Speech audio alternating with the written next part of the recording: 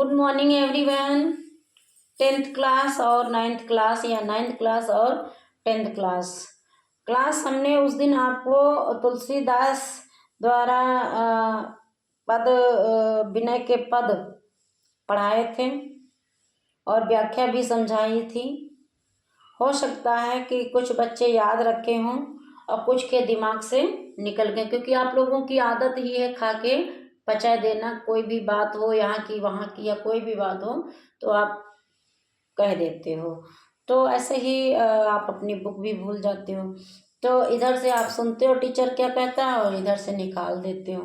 तो क्लास हमने तुलसीदास का संक्षिप्त जीवन परिचय आपको नहीं लिखवाया था, तो आप लिख लेंगे और उसे याद भी कर लेंगे, ठीक ना। तो विनय के पद इन्होंने लिखा है तुलसीदास जी ने आपकी बुक साहित्य सागर के पद में, साहित्य सागर की पद में, आपके पद्यांश भाग में तुलसीदास जी ने विनय के पद लिखे हैं।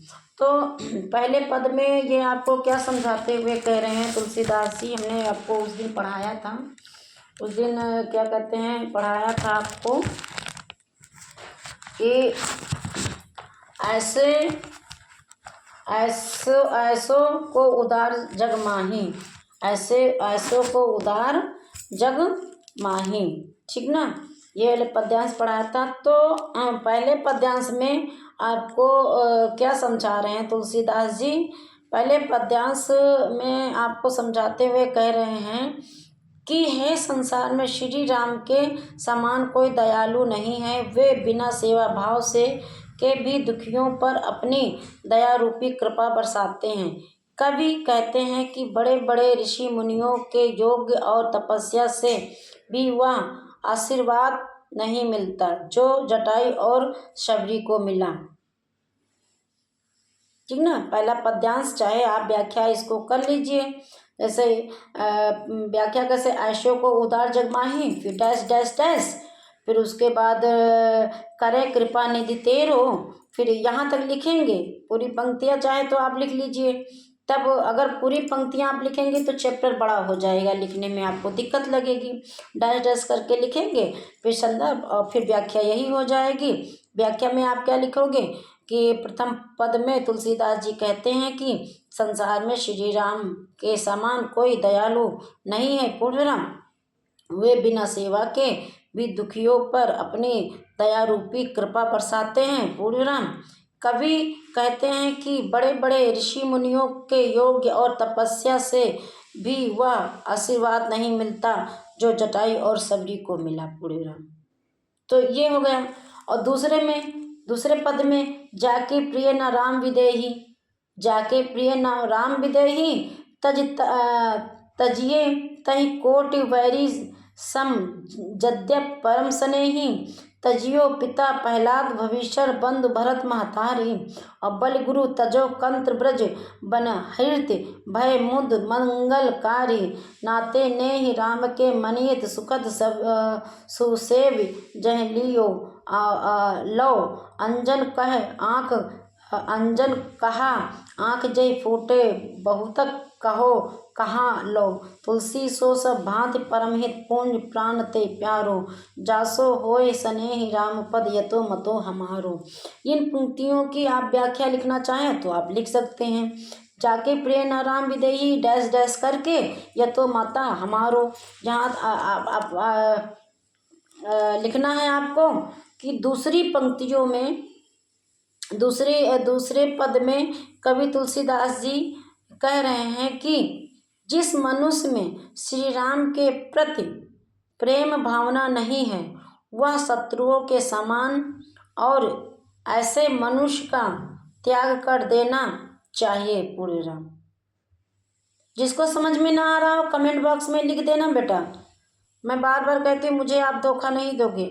कवि कहते हैं कि प्रहलाद ने अपने पिता भारत ने अपनी माता और विभीषण ने अपने भाई का परित्याग कर दिया था, पूर्णराम।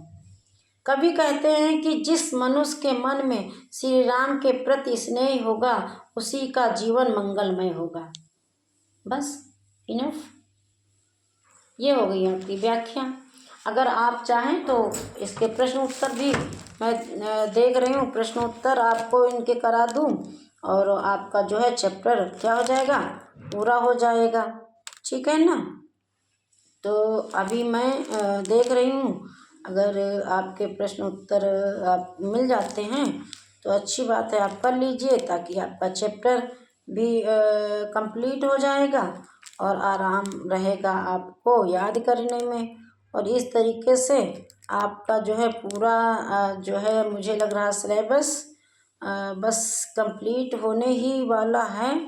बस आपको मेहनत करने की ज़रूरत है, जो कि आप मेहनत कर नहीं रहे हैं। कोई भी बच्चा जो है मेहनत हमें करता हुआ दिखाई नहीं पड़ रहा, हम समझ नहीं पा रहे हैं कि कैसे आप लोगों को समझाएं। तो क्लास लिख लीजिए, प्रश्न लिख लीजिए आप। प्रश्न है पहला, निम्नलिखित पद्यांश को पढ़िए और उसके नीचे लिखे प्रश्नों के उत्तर दीजिए। निम्नलिखित पद्यांश को पढ़िए और उसके नीचे लिखे प्रश्नों के उत्तर दीजिए। अभी हमने जो व्याख्या बताई है, जाके प्रिय न राम विदेही, यही पंक्तियां हैं आपकी प्रश्नों के। तो पद्यांश पूरा है, जाके प्रिय न राम विदेही, तजिए ताहि कोट बैरी सम यद्यपि परम स्नेही। और तजियो पिता प्रहलाद भविष्य बंधु भरत महतारी। और बल गुरु तजो कंत ब्रज बनहति भय मृदु मंगलकारी। और नाते नेह राम के मनियत सुहद सुसेव्य जहाँ लो। अंजन कहा आँख जहि फूटे बहु तक कहो कहाँ लो। तुलसी सो सब भांति परम पूंज प्राण ते प्यारो। जासो होय स्नेह राम पद एतो मतो हमारो। क्लास हमने व्याख्या इसलिए कराई थी कि उस दिन हमने पढ़ाया था तो शायद आप भूल गए होंगे, इसलिए हमने दोनों पंक्तियों की जो है व्याख्या भी समझा दी है और अब हम प्रश्न भी बता रहे हैं और प्रश्न के उत्तर भी बताएंगे। तो क्लास हम तो समझ रहे हैं कि हम अपनी पूरी कोशिश कर रहे हैं, लेकिन आप ना शेयर कर रहे हैं, ना कमेंट कर रहे हैं। और सब्सक्राइब जो करता है पहले करता है बाद में हटा देता है, वेरी बैड। आप लोगों से ये हमारी अपेक्षा नहीं है कि आप लोग पहले सब्सक्राइब करें और फिर उसको हटा दें। तो जो भी हटा देता है, मैं कुछ कहूँगी नहीं, बस अफसोस करूँगी कि मैं कोई फीस नहीं ले रही हूँ आपसे सिर्फ ये कह रही हूँ कि जिस दिन आपका 10th का हिंदी का रिजल्ट सब सब्जेक्ट में से सबसे अच्छे नंबर लाता है, बस वही दिन मेरा जीवन का लक्ष्य अच्छा हो जाता है। ठीक ना। तो पहला प्रश्न है, कवि के अनुसार किस प्रकार के मनुष्य का त्याग कर देना चाहिए और क्यों। लिख लिया प्रश्न, उत्तर में लिखिए।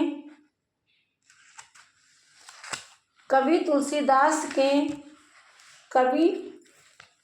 तुलसीदास के अनुसार जिस मनुष्य के हृदय में प्रभु राम व माता सीता के प्रति प्रेम भाव विद्यमान नहीं है, ऐसे मनुष्यों का त्याग कर देना चाहिए, क्योंकि कवि का मानना है कि ईश्वर में विश्वास न रखने वाले मनुष्य का कभी मंगल नहीं होता है। ये पहला प्रश्न है आपका, उसका उत्तर हो गया। ठीक ना। अब उन्हीं पंक्तियों का दूसरा प्रश्न आप देख लीजिए। शब्दों के अर्थ लिखिए। परमहित तजियो बंधु अंजन। परमहित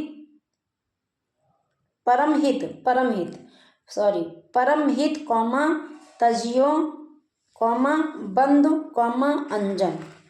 तो दूसरा ये प्रश्न है और इसका दूसरा उत्तर लिखिए। परम हित अर्थात अधिक चाहने वाला। तजियो का मतलब होता है त्यागना,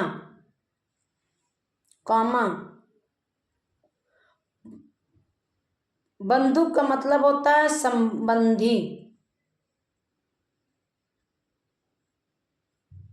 अंजन का मतलब होता है काजल, जो आंख में लगाया जाता है। ठीक ना।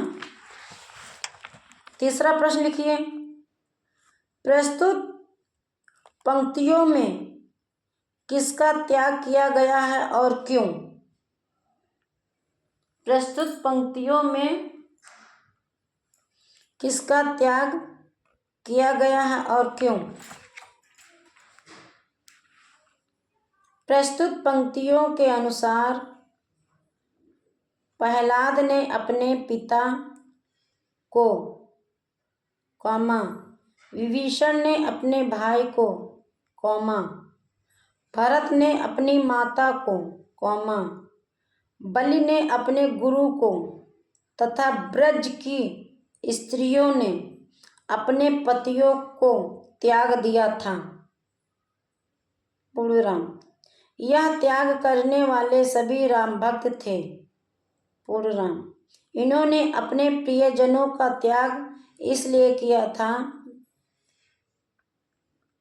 क्योंकि उनके हृदय में प्रभु के प्रति स्नेह भाव विद्यमान था, या नहीं था, क्योंकि उनके हृदय में प्रभु के प्रति स्नेह भाव विद्यमान नहीं था, इसलिए सबने त्याग दिया था। अगला चौथा प्रश्न देखिए,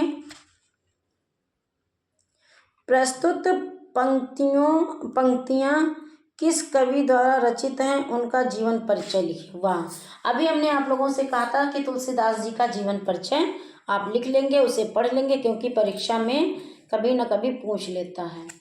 तो अब प्रश्न आपने लिखा है, प्रस्तुत पंक्तियां किस कवि द्वारा रचित हैं, क्वेश्चन मार्क चिन्ह, उनका जीवन परिचय लिखिए। वाह, वेरी गुड, बहुत बढ़िया प्रश्न है। लिखिए, प्रस्तुत उत्तर में लिखना है बेटा आपको, प्रस्तुत पंक्तियां गोस्वामी तुलसीदास जी द्वारा रचित हैं। पूर्णविराम। हिंदी जगत में महत्वपूर्ण स्थान रखने वाले गोस्वामी तुलसीदास जी भक्ति काल की सगुण धारा की राम भक्ति शाखा के प्रमुख परावर्तक के रूप में सामने आए हैं। पूर्णविराम। कुछ विद्वानों के अनुसार इनका जन्म उत्तर प्रदेश के बांदा जिले के राजापुर नामक गांव में 1532 ईस्वी में हुआ था। तुलसीदास जी के पिता का नाम पंडित आत्माराम तथा माता का नाम हुलसी था। तुलसीदास जी को हिंदी जगत का सूर्य भी कहा जाता है। अब कभी कभी प्रश्न पूछ लेता है कि हिंदी जगत का सूर्य किसे कहा जाता है, तो आप लिख सकते हैं उसका उत्तर कि हिंदी जगत का सूर्य गोस्वामी तुलसीदास जी को कहा जाता है। 2 नंबर का प्रश्न। फिर कहा जाता है, लिखा, गोस्वामी जी ने छोटे बड़े सब मिलाकर 12 ग्रंथों की रचना की। पूर्णविराम। रामचरितमानस के अतिरिक्त दोहावली, कवितावली, कृष्ण गीतावली, विनय पत्रिका, जानकी मंगल, पार्वती मंगल, वैराग्य संदीपनी, वैराग्य रामायण, हनुमान बाहुक आदि तुलसीदास जी के प्रमुख ग्रंथ हैं। इनकी मृत्यु 1623 ईस्वी में हुई थी। ये आपका जो दूसरा पद्यांश था वो कंप्लीट हो गया है। अब इसका एक पद्यांश आपका रह गया है। अगर हमारे समक्ष कहीं आता है या हमारी नज़र पड़ जाती है तो हम उसको भी कराने का प्रयास करेंगे। अगर नहीं हो पाता है तो कोई बात नहीं, जितना हो गया है आपके लिए याद करना उतना ही अच्छा है, क्योंकि मैं जानती हूँ कि जो 9th और 10th के बच्चे हैं वो लिख करके कापी तो चेक करा देते हैं, लेकिन यदि परीक्षा में वो पहले से याद कर लें तो उन्हें तुरंत ढूंढने की आवश्यकता नहीं पड़ती है, और वो बच्चे थोड़ा थोड़ा करके याद करते रहते हैं ताकि आने वाले समय में उन्हें एक साथ याद ना करना पड़े। तो क्लास हमने आपको इस तरीके से प्रश्न भी बता दिए हैं और आपको हमने जो है व्याख्या भी समझा दी है।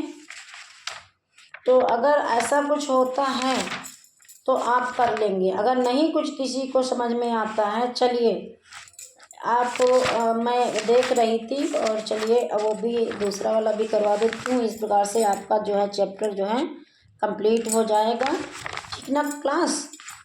और सारे बच्चे जो है कड़ी मेहनत करिए ताकि अच्छे से अच्छे नंबर ला सके, मेरा आशीर्वाद सभी के साथ है।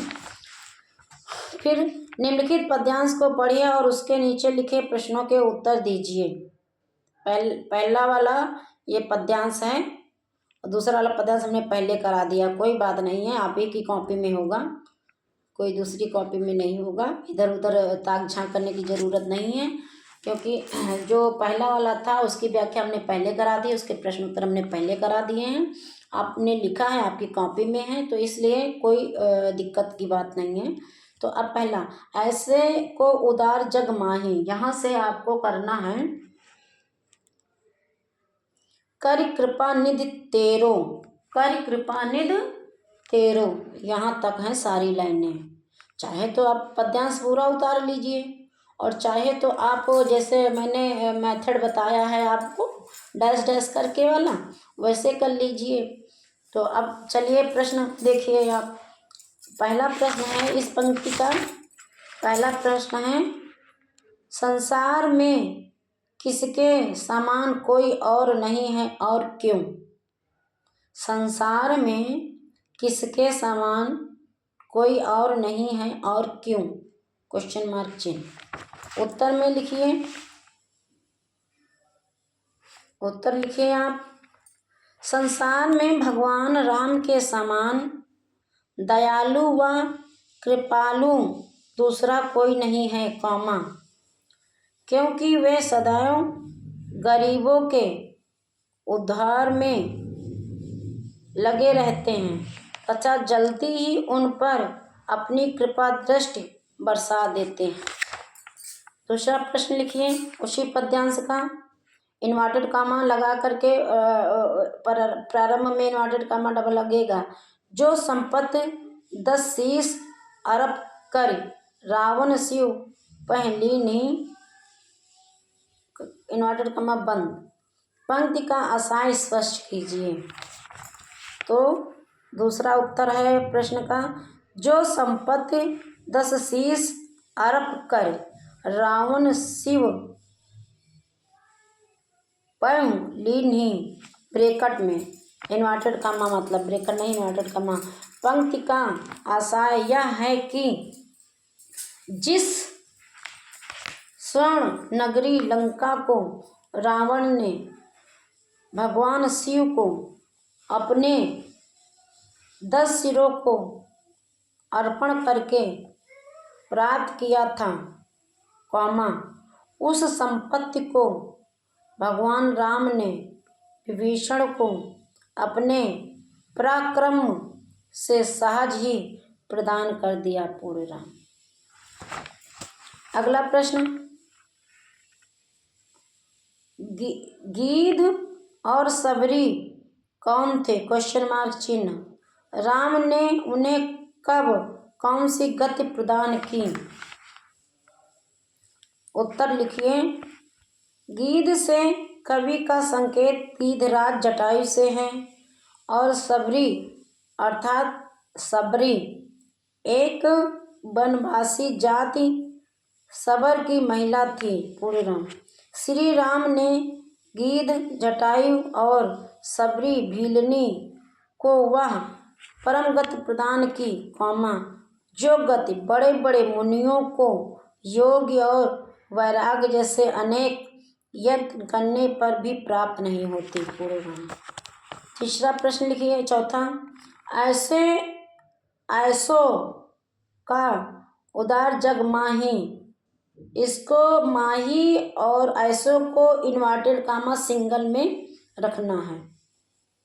पंक्ति के आधार पर किसकी उदारता की बात की जा रही है? पूरे राम। उनकी उदारता की क्या विशेषता है? क्वेश्चन मार्क चिन्ह। कवि तुलसीदास ने उपयुक्त पदों में अपने आराध्य देव भगवान श्री राम की महिमा का गुणगान किया है। पूरे राम। वे कहते हैं कि इस संपूर्ण संसार में मेरे प्रभु श्री राम के अतिरिक्त कोई दूसरा भी उदार नहीं है। पूरे राम। वे कहते हैं श्री राम के अतिरिक्त कोई दूसरा ऐसा नहीं है, जो दीन दुखियों पर बिना सेवा किए ही दया करता है। तो क्लास, मुझे लग रहा है सिलेबस कंप्लीट होने वाला है। मुझे रिवीजन की ज़रूरत नहीं है, आपको रिवीजन की ज़रूरत है। तो मैंने जितना क्लास आपको पढ़ा दिया है, आपके सब्जेक्ट वो चाहे काव्य मंजरी हो फर्स्ट ईयर वालों की, चाहे वो उपन्यास हो डॉक्टर राजेंद्र यादव का, क्या कहते हैं आपकी गद्य की बुक हो, और ऐसे ही 9th क्लास और 10th क्लास में जिन बुकों को हमने पढ़ा दिया, जिन पाठों को हमने पढ़ा दिया है, सिर्फ और सिर्फ आपको याद करने की, पुनरावृत्ति करने की आवश्यकता है। क्लास लिख करके कापी पे मत रख देना, उसे बंद करके, उसे क्लास खोल करके अवश्य देखना। और जो बच्चा लिख करके याद करता है वो डेफिनेटली जो है परीक्षा में अच्छे नंबर प्राप्त करता है। Thank you class. खुश रहिए, मस्त रहिए, एंजॉय करिए, खेलिए, कूदिए और सुबह जल्दी उठिए।